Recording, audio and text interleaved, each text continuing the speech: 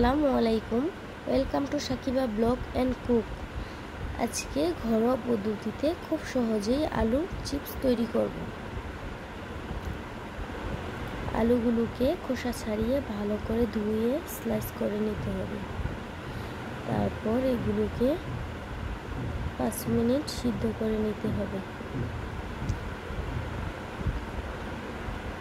আপনি যদি আমার চ্যানেলে নতুন হন, প্লিজ আমার চ্যানেলকে সাবস্ক্রাইব করুন।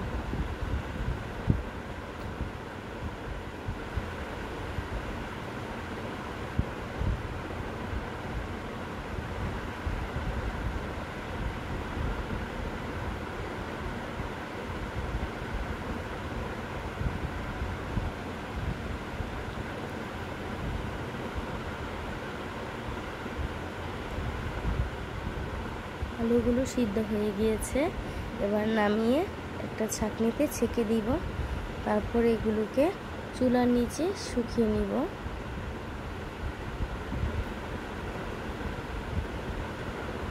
এবার পটেটোগুলো ভেজে নিতে হবে।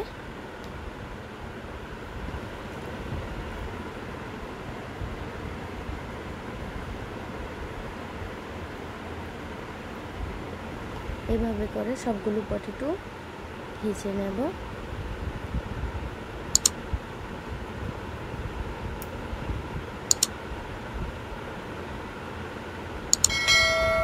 দেখুন সবগুলো আলু ভাজা হয়ে গিয়েছে, কতটা ক্রিস্পি অ্যান্ড টেস্টি হয়েছে। এবার কিছুটা বিট লবণ দিয়ে এগুলোকে মিশিয়ে নিব।